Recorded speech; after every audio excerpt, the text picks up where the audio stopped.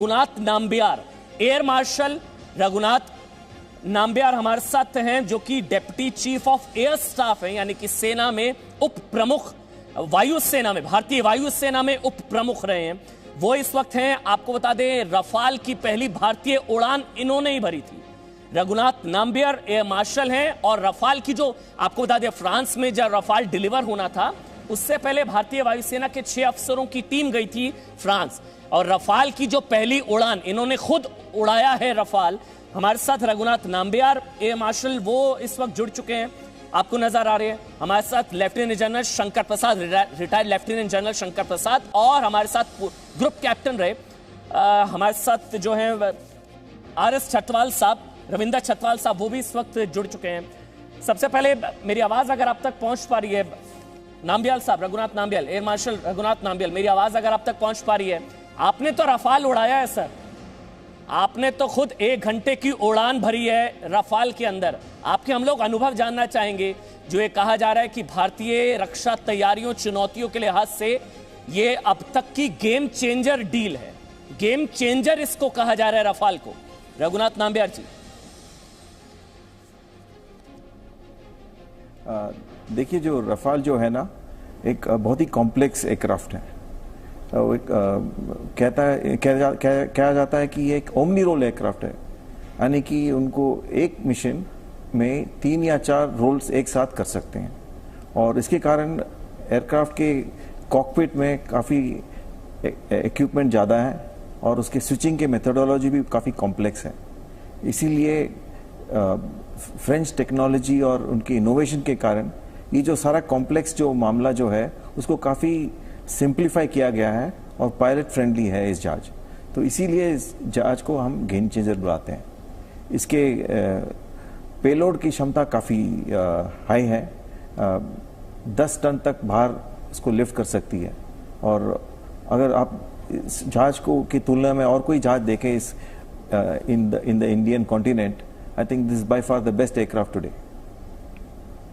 और इसको game changer क्यों कहा जा रहा है? मतलब अगर दुश्मन देशों से तुलना की जाए, जिस तरह का आप जानते हैं इस वक्त विवाद चीन के साथ है, इस तरह की मारक क्षमता वाला फाइटर जेट क्या दूसरे मुल्कों के पास है? इतनी ताकत वाला चीन के पास भी नहीं है शायद, पाकिस्तान तो छोड़ ही दीजिए।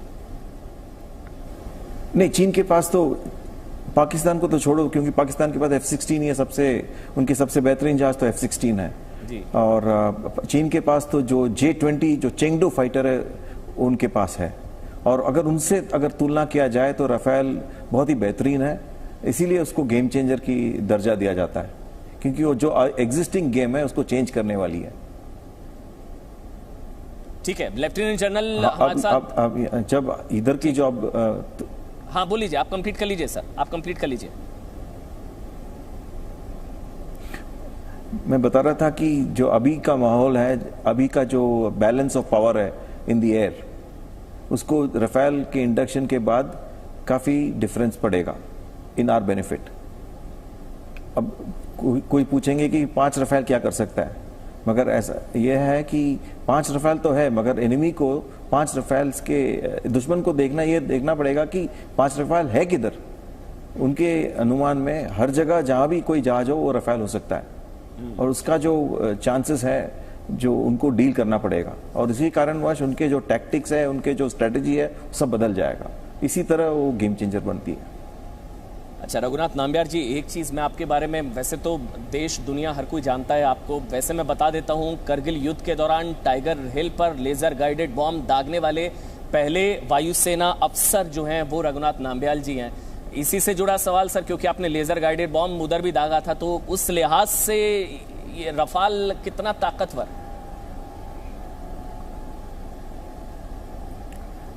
देखिए, लेजर गाइडेड बॉम्ब तो 21 इयर्स पहले कारगिल युद्ध में मैंने ड्रॉप करने का मुझे चांस मिला था। आज राफेल जो है उसका वेपन पैकेज बहुत ही इंप्रूव्ड है। राफेल 4 वेपन्स के साथ आ रहा है इस बार। एयर टू ग्राउंड रोल में राफेल के पास स्कैल्प है और हैमर है, और काफ़ी आयरन बॉम्ब जो हम डम बॉम्ब बोलते हैं वो भी कैरी कर सकते हैं। इस वक्त लेजर गाइडेड बॉम्ब तो राफेल के पास नहीं है, और आने वाले सालों में आ ही जाएगा। मगर जो हैमर जो है और जो स्कैल्प जो है बहुत लंबी दूर पे मारने की वेपन्स हैं। स्कैल्प 300 किलोमीटर तक की दूरी पे दुश्मन को मार गिरा सकता है। वह हैमर जो है जिसको ये जहाज कैरी कर सकता है, उसे 70 किलोमीटर तक की मार की रेंज कैपेबिलिटी है।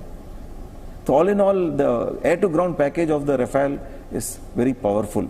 अगर आप एयर टू एयर कैपेबिलिटी देखें तो probably the world's best missile जो अभी फील्ड हुआ है सारे एयरफोर्सेस में, वो मीटियोर है।